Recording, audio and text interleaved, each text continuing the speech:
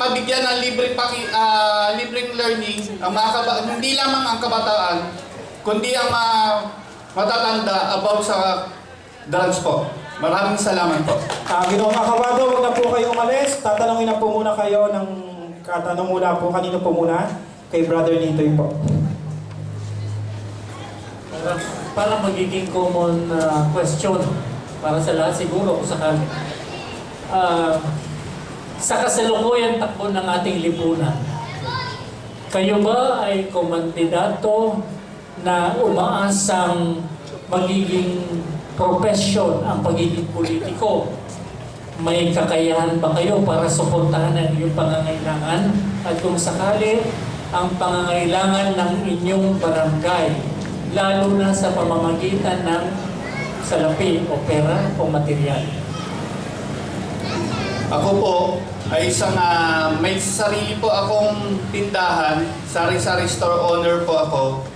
At dati rin po akong OFW, nagtatrabaho po ako. Kaya hindi ko po gagawin na isang trabaho, isang pagkikitaan bilang barangay captain. Yun lang po. Okay, maraming salamat Kuya Andy. Kuya Andy, closing remarks ka lang muna. Mamaya na yung isang question. Iiklihan ko na lang din po. Ako po si Andy Acabado. Andito, laging handang tumulong sa inyo. Okay. Maraming salamat. Ang susunod naman po, ang mga aspirantes sa pagka-barangay chairman ng Barangay 99. Pero bago ko po tawagin, trivia lamang po. Sa grupo pong ng Zone 14, tatlo po ang gustong magbalik ng pagka-barangay chairman para po sa halalang ito. Okay? Natapos po yung kanilang termino na nakaraang halalang, kaya po ngayon, gusto po nilang bumalik. At anim po rito sa Zone 14 ay magkakaroon po ng mga bagong barangay chairman. Okay, so tinatawagan ko na po muli ang nagbabalik o ang gustong bumalik bilang barangay chairman ng Barangay 99, nakatatlong termino, at naging barangay kagawad sa kasalukuyan. Walang iba kundi si Kagawad Pinky Castañeda.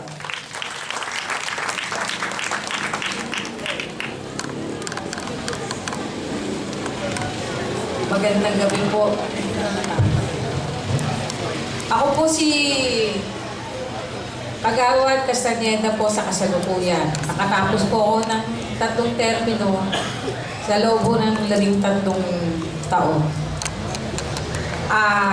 Ako po, babasahin ko na lang po yung plataforma ko para po wala po akong maiwan. Ang akin pong serbisyong ibibigay ay 24/7.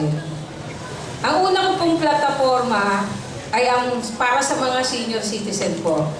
Ang pag-ibayuhin ng serbisyo para sa mga senior citizen ng aming barangay, lalo na sa pagtungkol sa kanilang kalusugan at mga karapatan. Isa po dito ay libreng blood pressure monitoring, libreng blood sugar monitoring, gawing mas aktibo ang health committee, katulong ang health worker ng barangay para sa mga libreng health services na ibinibigay ng health center para sa mga senior citizen. Ang pangalawa po, ang pagtulong sa mga kabataan, lalo na sa paglinang ng kanilang mga talento at paghubog na maging mabuting mamamayan upang ilayo sila sa masasamang gawain at bisyo. Isa po dito, ang paghubog sa mga talento ng kabataan sa larangan ng sports, music at mga academics.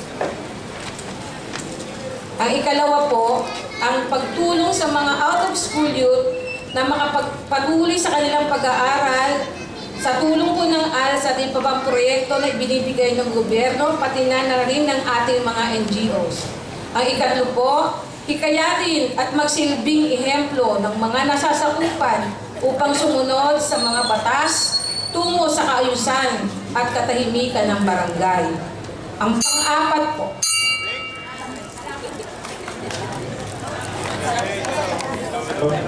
Okay, naabutan po kayo. Pasensya na po. Si Kapitan Santiago naman po. Papakilala ko po ang kasalukuyang barangay chairman ng Barangay 99 Zone 40.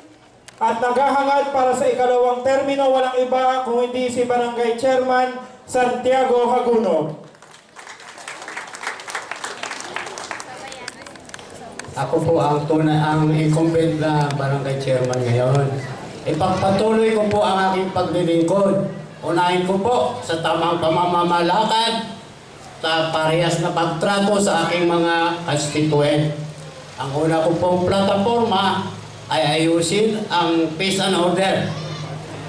Kaya ako nagpalagay ng 8 channel na CCTV camera para makatulong sa mga tanod ko. Ang pangalawa po, problema ay ang garbage. Kailangan ko, kung ako'y pa'y mahiyaran sa pangalawa, ang garbage po ay kailangan door to door na para maakot. Kasi ang basurahan ko lagi nakatambay sa kalsada at saka tinatapunan ng ibang barangay. Pangatlo po, education. Patuloy ko po isuportahan yung mga bata sa pamamagitan ng kanilang mga school supplies. Kung ano man sinabi ng dating kapitan, susuportahan ko pa rin ang senior citizen.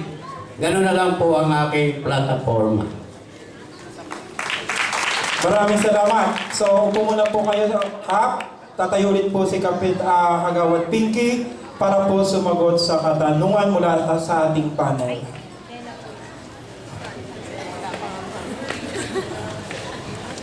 Magandang gabi po. Ang kahilingan po ng inyong barangay magkaroon ng ilaw sa Berhen, Zamora to EDSA. Paano ninyo ito ipatutupad? Ang aming pong ilaw okay naman po. Yung pong sa Zamora po, madami na po kasi nawala doon eh. Dati po maliwanag doon, madami na pong nawala. Dito naman po sa Berhen, kumpleto po yung poste, kaya lang po, naglagay pa rin po sila ng mga street light na hindi naman po napapailaw. Ito yung Pasko po, napapailaw yun. Kasi parang maliwanag. Ilan po? Okay, maraming salamat, Kapitan Santiago.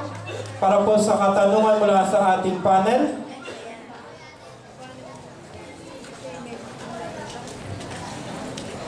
Ito po yung isa po pong katanungan.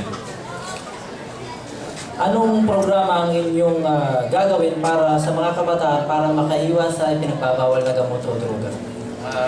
Sa peace and order siguro yun. Ang programa siguro sa mga kabataan, madali ang maglalagay ng mga palaro para makalimot sa masamang bisyo. Halimbawa, magpalagay ng mga chessboard na kailangan magamit ng mga bata. Lahat kailangan mga palaro sa mga bata para kasi ang lugar namin wala namang basketball court doon eh. Kailangan mga dartboard, chessboard, kung ano lang basta sports.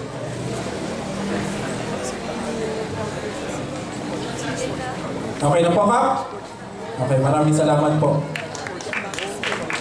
So, panghuling pananalita po mula sa ating kasamahan dito po si Tita Pinky. Ang masasabi ko po, para po sa barangay ko, alam niyo namang maaasahan niyo ako. Kahit may karamdaman ako, bumabangon ako kapag nangangailangan ng aking serbisyo. 24/7 po. Yun po. Maraming salamat. Kapitan Santiago.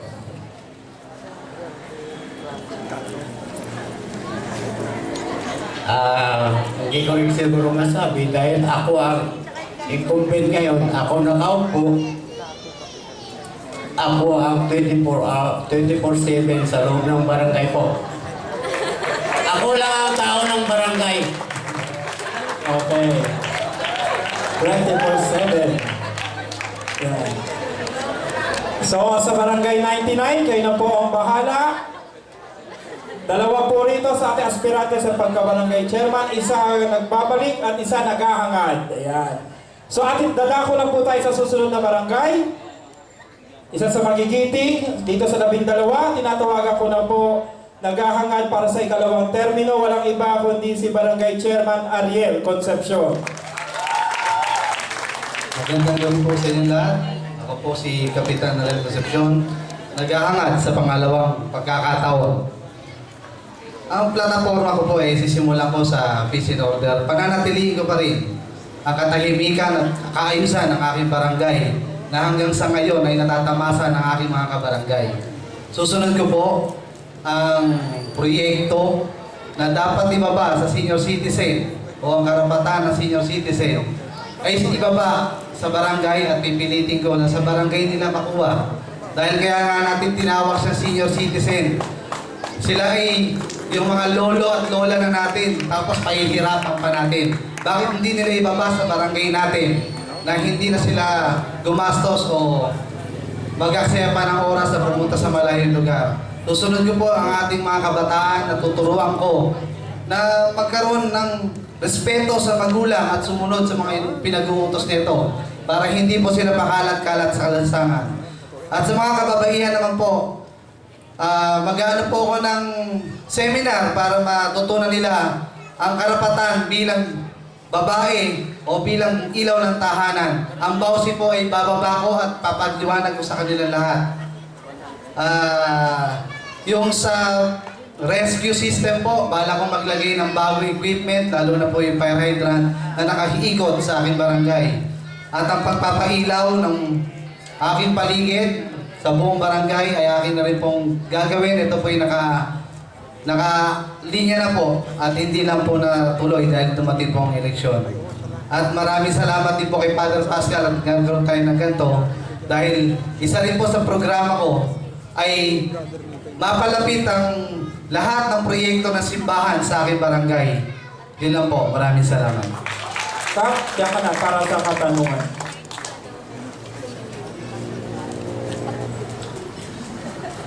Sa panahon ngayon practical bang gumawa ng mga initiative na wala ka nang aasahang CDF sa ating mga opisyal? Pangalawa, limitado na rin ang budget ng City Hall para tumugon sa pangangailangan ng mga constituent na, especially mga barangay. Kasi naalala ko, ang congressman na nakausap ko, ina-allocate niya yung budget para sa mga barangay, etc. etc. Kakayanin ba ninyo na tugunan yung mga platapormang sinasabi ninyo na limitadong tulong na manggagaling sa ating opisyales? Ang masasabi ko po dyan, kakayanin po kung gagamitin ang budget ng barangay sa tamang pamamaraan. Dahil hindi naman po lahat ng pagkakataon sa City Hall tayo aasa, sa mga politiko tayo lalapit. Kung kaya pong gawa ng paraan ng barangay, bakit hindi po natin gawan? Meron po tayong mga private sector na pwede natin lapitan at hingan ng tulong. Maraming salamat po.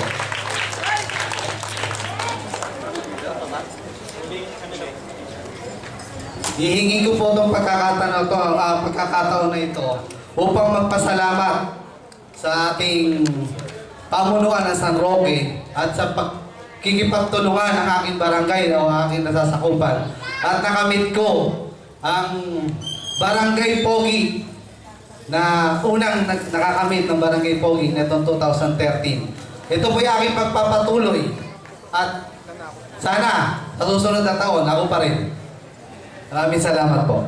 Okay, maraming salamat. So, yung sinasabi ni Kapitan Ariel na Barangay Pogi, ito po yung ating ginawa ng ating nakaraang piyesta. Yung pagandahan po at palinisan ng barangay at ng banderitas po. So sila po ang tinanghal na kauna-unahang Barangay Pogi. Yan. So atin na po tinatawagan ang isa na naman magiting at responsableng maglilingkod siguro sa kanilang barangay. Dahil siya lamang po ang nag-iisa rito na ang haba ng pakilala, may script siya, sabi niya, ito daw sabihin ko. Okay? Sa kasalukuyan po, siya po ang barangay secretary ng kanilang barangay. At ngayon po ay nag-aaral sa Philippine Law School. Siya po ay first year college po doon.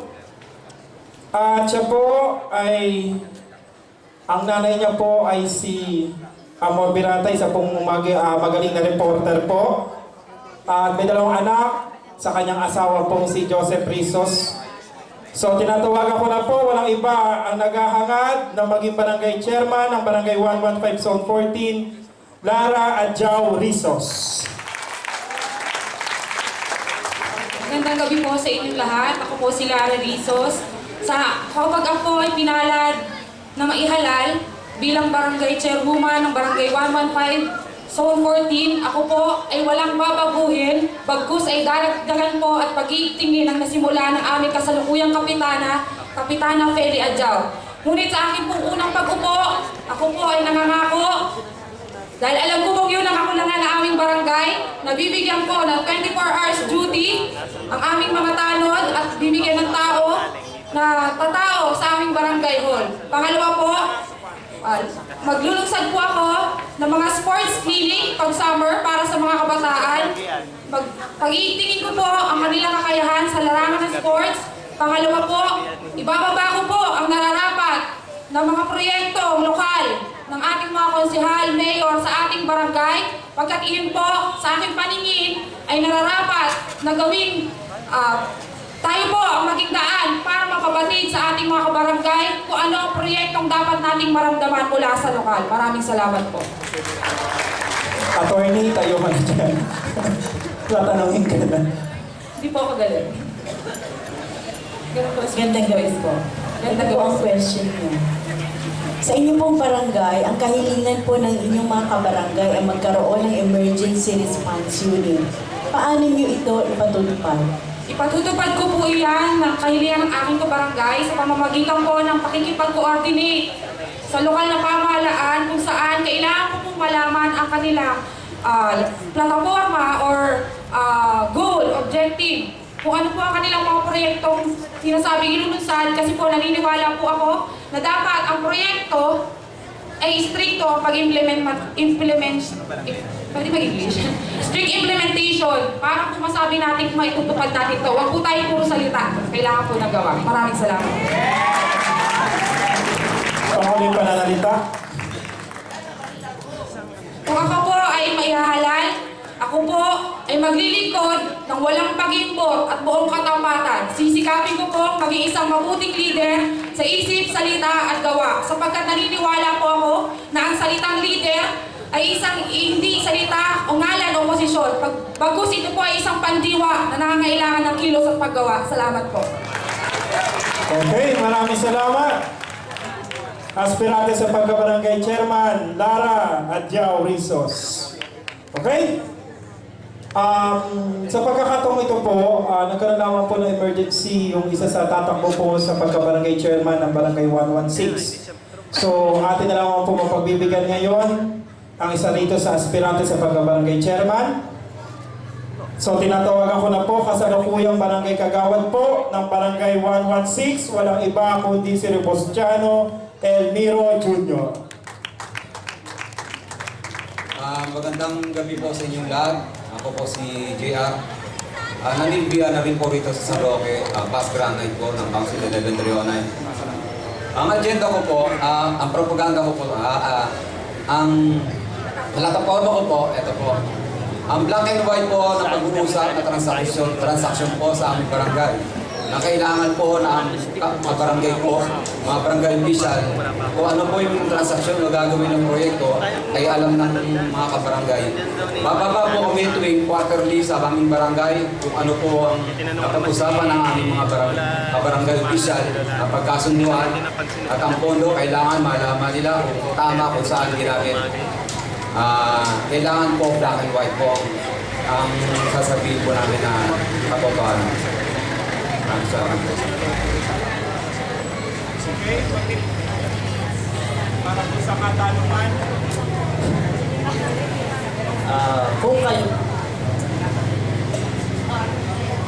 Kung kayo po ang mahalal, ano po ba ang programa nyo para po sa livelihood program? Kasi marami po sa mga misis ng tahanan ay nalululong po sa pagbibinggo, pagtutongis, hindi na naasikaso yung kanilang mga anak. Ano po ba ang inyong programa bilang barangay captain? Katulad po ng sinabi ko, bababa po kami quarterly sa aming barangay, nakikipag-ugnayan po kami sa aming mga kabarangay upang matinig naman namin yung boses nila, hinahin nila, kung ano yung kailangan nila. So ganoon, magka-inform kami kung anong maganda gawin sa livelihood, pag-uusapan. Hindi ko po magagawa mag-isa yan kung kailangan turin ng mga kabarangay ko, mga opinion po nila. Maraming salamat. Okay, last Words po. Huling pananalita. Maraming salamat po sa organizer ngayong gabi na to, kay Father po, pagbubuo po nito. At nabigyan kami ng pagkakataon na mahiyag ang mga sa loobin namin na gusto namin gawin sa aming barangay. Maraming salamat po. Okay, palakpakan po natin J. Almiro ng Barangay 116. Okay? So, dadako na po tayo sa isa siguro sa barangay na meron 3 pong maglalaban-laban sa pagka-barangay chairman. Okay?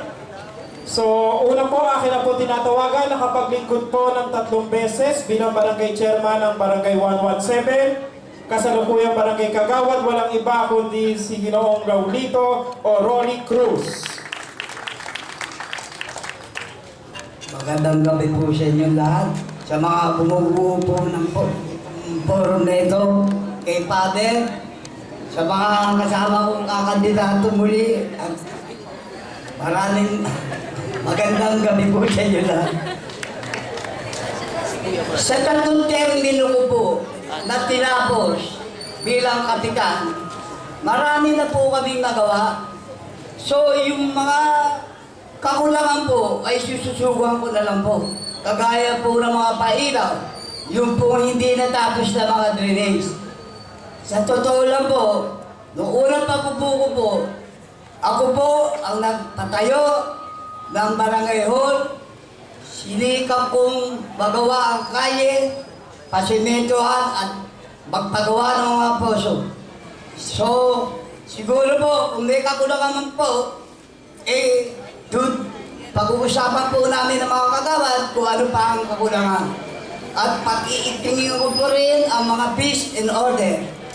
Aatasan ko po ang mga tanod para habaan ang kanilang tungkulin. Maraming salamat. Okay po. Ang susunod naman po, nag-a-aspire bilang barangay chairman ng Barangay 117, kasalukuyang barangay Kagawad, walang iba kung hindi si Ginoong Alberto Abeto Orjales.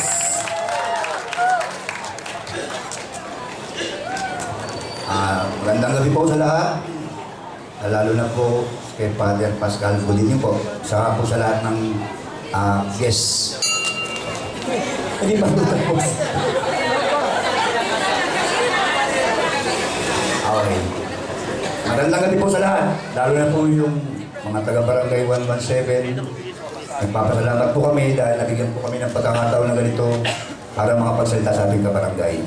Wala naman po ako sasabihin sa inyo kung hindi tatlong bagay lang po para gawin ko sa ating barangay. Ang una po, kung ako'y mahalal bilang kapitan ng barangay natin, ang ayaw po munang gagawin, bababa po ako sa ating barangay, pupuntahan ko po kayo sa inyong mga bahay, kakatok po ako sa inyo, at magsatanong kung ano po ang problema dapat natin pag-usapan. Ang susunod naman po, ang barangay hall po natin ay bubuksan po natin ng 8 oras para po lahat ng tao na pupunta po sa atin, meron po silang makikitang tao sa loob ng ating barangay. Ang pangatlo naman po, wala po akong hinihiling sa aking mga kasama na aking kandidato na si Pareong at si Caproli. Kung sakali pong ako'y mananalo, babalikan ko po sila para humingi po ng advice para sa aking gagawin. Yun lamang po. Salamat. Maraming salamat, Abeto Orjales. So, susunod naman po, ang kasalukuyang barangay chairman ng Barangay 117, Zone 14. Walang iba kung hindi si Ginoong Rosaban Reynaldo. Oh, baliktad. Magandang gabi po sa inyo lahat. Ako nga pala po ang kasalukuyang barangay chairman ng Barangay 117. Sa akin pong palagay, ang una ko pong gagawin kapag ako po'y muling ninyong inihalal ay pagbubuklurin ko muna po ang aking mga opisyalis na nanalo. Hindi ko po kaya na gumawa ng isang mga proyekto o plataforma na ako lang mag-isa at ang aking mga kagawad o opisyalis ay hindi magkasundo. Siguro po, ang pangit ng aming barangay kung ang mga opisyalis po namin ay hindi nagkakasundo.